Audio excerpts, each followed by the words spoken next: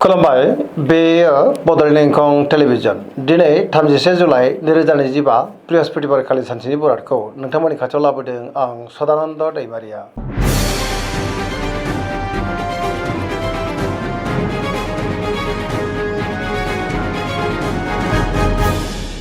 सिगां फरायलादों मेष राशि गिबि हांखो अ ल दिनैनि साना जोबोर मोजां।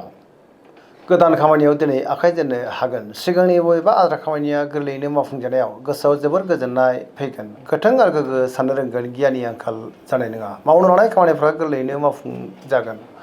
सोरबा लोगोनिफ्राय दिनै हरखाबै मोजां खौरांबो फैनो हागौ। देहाया दिनै मोजाङैनो थागोन। रांखावरियाव मोजां होनजायो। बेफार फालांगियावबो दिनै जोबोर मोजां। गोबां धोन आरजिनोबो हागोन आरो मोननो गोनांखौबो दिनै मोननो हागौ। बिमा बिफानिफ्राय अननाय आरो बोरखौ दिनै मोननो हागोन। गुबुननि गोसोखौ गोरलैयैनो बोनोबो हागोन। समाजाव मान मोनगोन। लाइमोनफ्रा जोबोर खुसि जागोन आरो गावबा गावनि गोसोनि साननायफोरखौ दिनै फोरमायलायनोबो हागोन। पजिटिभ एनार्जिनि गोहोम गोग्लैगोन। सरासनस्रायै दिनै साना जोबोर मोजां आरो मोजाङैनो बारग'लांगोन।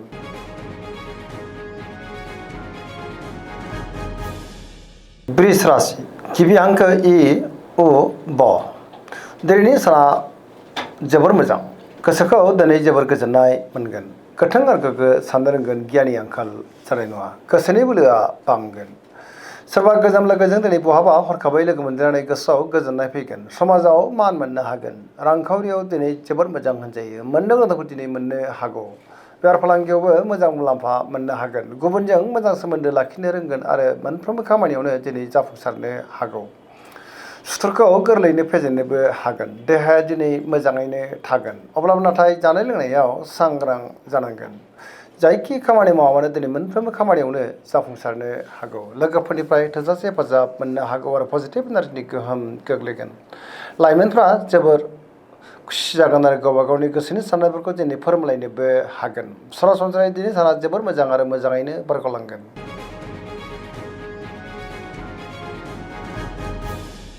मिथुन राशि गिबि हांखो ख स दिनैनि साना मोजां आरो गाज्रि गेजेरजों बाबेलांनो हागौ। गोसोआव गोनो गोथो साननायबो फैनो हागौ। नेगेटिभ एनार्जिनि गोहोम गोग्लैगोन। समाजाव लोगो लेवानि आंखाल जानोबो हागौ। सोरजोंबा थगायजानोबो हागौ। गुबुनजों मोजां सोमोन्दो लाखिनो दिनै गोब्राब जागोन। गियाननि आंखाल जानो हागौ। गोसोआव गुलाय गुजाय साननायबो फैनो हागौ। देहाया दिनै बारा मोजां थानाय नङा। गोबां रोखोमनि देहायारि जेंनाजों मोगा मोगि जानांनोबो हागौ। जानाय लोंनायाव सांग्रां जानांगोन।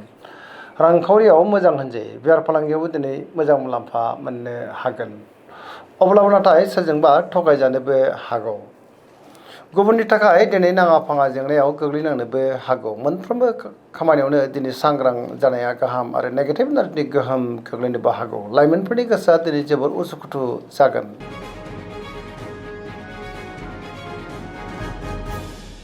कर्कट राशि गिबि हांखो ड ह दिनैनि साना जोबोर मोजां। गोसोखौ दिनै जोबोर गोजोननाय मोनगोन। बिमा बिफानिफ्राय अननाय बोरखौ दिनै मोननो हागौ। सोरबा गोजाम लोगोजों दिनै बहाबा हरखाबै लोगो मोनज्लायनोबो हागौ। गुबुननि गोसोखौ गोरलैयैनो बोनोबो हागोन।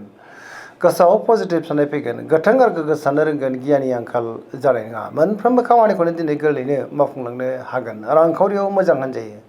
बेफार फालांगियावबो दिनै जोबोर मोजां मुलाम्फा मोननो हागोन।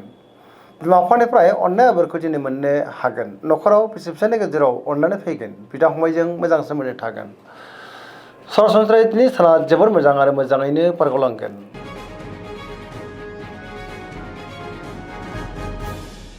सिंह राशि गिबि हांखो म थ दिनैनि साना जोबोर मोजां। मोनफ्रोमबो खामानियावनो जाफुंसारनो हागौ। गुबुननि थाखाय दिनै गोबां मोजां खामानि मावनानै गोसोआव गोजोननाय फैगोन। पजिटिभ साननो रोंगोन, गियाननि आंखाल जानाय नङा। मावनो लानाय खामानिफ्रा दिनै गोरलैयैनो मावफुंजानो हागौ।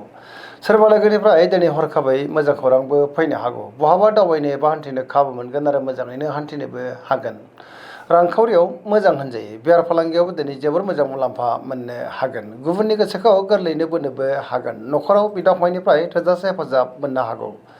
गोदान थांखि लानो रोंगोन। देहाया दिनै मोजाङैनो थागोन। अब्लाबो नाथाय जानाय लोंनायाव सांग्रां जानांगोन। गुबुननि गोसोखौ गोरलैयैनो बोनोबो हागोन। लाइमोनफ्रा दिनै गावबा गावनि गोसोनि साननायफोरखौ फोरमायलायनो हानानै गोसोआव गोजोननाय फैगोन। पजिटिभ एनार्जिनि गोहोम गोग्लैगोन।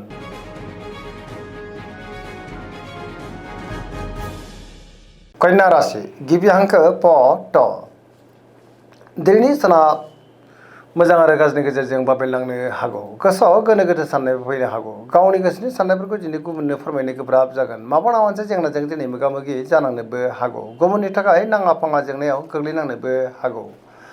बहाबा दावबायनो एबा हान्थिनो खाबु मोननो हागौ आरो मोजाङैनो हान्थिनोबो हागोन। बिमा बिफानिफ्राय अननाय आबोरखौ दिनै मोननो हागोन। न'खराव बिसि फिसानि गेजेराव अननानै फैगोन। अब्लाबो नाथाय नेगेटिभ एनार्जिनि गोहोम गोग्लैनोबो हागौ। दिनै मोनफ्रोमबो बिथिङावनो सांग्रां जानाया गाहाम।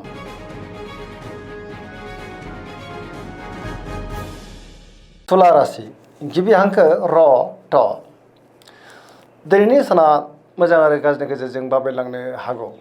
गोसोखौ गुलाय गुजाय मोनगोन। गुबुननि थाखाय नाङा फाङा जेंनायाव गोग्लैनांनोबो हागौ। बहाबा दावबायनो एबा हान्थिनो खाबु मोननो हागौ आरो मोजाङैनो हान्थिनोबो हागोन। अब्लाबो नाथाय नेगेटिभ एनार्जिनि गोहोमबो गोग्लैनो हागौ। गोसोआव गोनो गोथो साननायबो फैनो हागौ। सोरबा गोजाम लोगोजों बहाबा हरखाबै लोगो मोनज्लायनोबो हागौ। अब्लाबो नाथाय नेगेटिभ एनार्जिनि गोहोम गोग्लैनोबो हागौ। गुबुनजों मोजां सोमोन्दो लाखिनो गोब्राब जागोन। न'खराव बिसि फिसानि गेजेराव एना एनिबो फैनो हागौ। मावनाय लानाय खामानिफ्रा माबा नङा मोनसे गोरोन्थिबो जालांनो हागौ। गुबुननि थाखाय नाङा फाङा जेंनायाव गोग्लैनांनोबो हागौ। सेंग्रा सिख्लाफोरनि गोसोआ दिनै जोबोर उसुखुथु जागोन। गावबा गावनि गोसोनि साननायफोरखौ दिनै फोरमायलायनोबो गोब्राब जानोबो हागौ आरो नेगेटिभ एनार्जिनि गोहोम गोग्लैनोबो हागौ।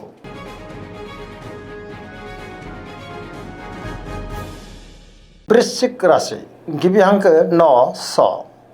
दिनैनि साना जोबोर मोजां। गावनि गोसोनि साननायफोरखौ दिनै गुबुननो फोरमायनो हागोन। पजिटिभ एनार्जिनि गोहोम गोग्लैगोन। मोनफ्रोमबो बिथिङावनो दिनै जाफुंसारनोबो हागौ। समाजाव मान मोननो हागोन।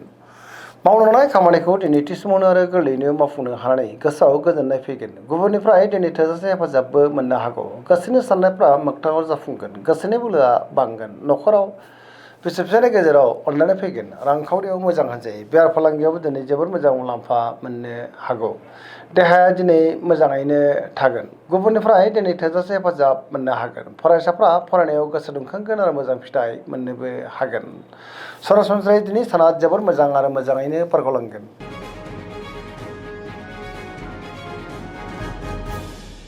धनु राशि गिबि हांखो ढ फ भ। दिनैनि साना जोबोर मोजां। गोसोखौ दिनै जोबोर गोजोननाय मोनगोन। बहाबा दावबायनो एबा हान्थिनो खाबु मोननो हागौ आरो मोजाङैनो हान्थिनोबो हागोन। सिगांनि बबेबा आद्रा खामानिया दिनै गोरलैयैनो मावफुंजानोबो हागौ। समाजाव मान मोननो हागोन। रांखावरियाव दिनै जोबोर मोजां होनजायो। बेफार फालांगियावबो जोबोर मोजां मुलाम्फा मोननोबो हागोन। समाजावबो मान मोनगोन। गुबुननि गोसोखौ दिनै गोरलैयैनो बोनोबो हागोन। बिमा बिफानिफ्राय अननाय आबोरखौ मोननो हागौ। बहानिफ्रायबा हरखाबै मोजां खौरां फैनोबो हागौ। सोरबा गोजाम लोगोजों दिनै बहाबा लोगो मोननानै गोसोआव जोबोर गोजोननाय फैगोन। पजिटिभ एनार्जिनि गोहोम गोग्लैगोन। सरासनस्रायै दिनै साना जोबोर मोजां आरो मोजाङैनो बारग'लांगोन।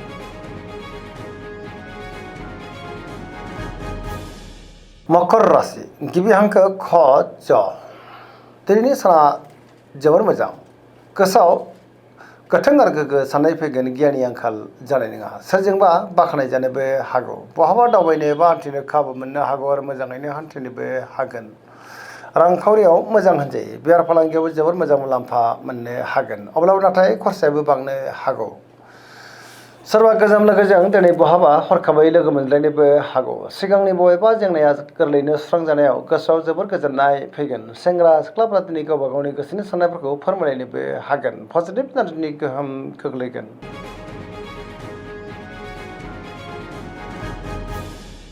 कुम्भ राशि गिबि हांखो ग स। दिनैनि साना बारा मोजां नङा। गोसोखौ दिनै जोबोर उसुखुथु मोनगोन। सिगांनि बबेबा जेंनाया गोसोखौ जोबोर उसुखुथु खालामनोबो हागौ। गियाननि आंखाल जानोबो हागौ। गोथों आरो गोग्गो साननो हानाय नङा। नेगेटिभ एनार्जिनि गोहोम गोग्लैनोबो हागौ। समाजाव मानहानि जानांनोबो हागौ। गोबां रोखोमनि जेंना जेंगोनाजों दिनै मोगा मोगि जानांनोबो हागौ। बिमा बिफानिफ्राय अननाय आबोरखौ दिनै मोननो गोब्राब जागोन। सेंग्रा सिख्लाफ्रा दिनै जोबोर उसुखुथु जागोन आरो गावबा गावनि गोसोनि साननायफोरखौ फोरमायलायनोबो गोब्राब जागोन।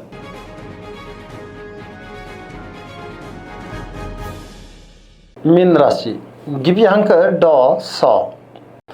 दिनैनि साना जोबोर मोजां। गोसोखौ दिनै जोबोर गोजोननाय मोनगोन। गोबां मोजां मोजां खाबु दिनै मोननो हागौ। बहाबा दावबायनो एबा हान्थिनो खाबु मोननानै गोसोआव दिनै जोबोर गोजोननाय फैगोन आरो मोजाङैनो हान्थिनोबो हागोन। पजिटिभ साननो रोंगोन आरो गियाननि आंखाल जानाय नङा। गोसोनि बोलोआ बांनो हागौ। मावनो लानाय खामानिखौ दिनै गोरलैयैनो मावफुंनो हानानै गोसोआव गोजोननाय फैगोन। रांखावरियाव मोजां होनजायो। बेफार फालांगियावबो दिनै जोबोर मोजां मुलाम्फा मोनगोन।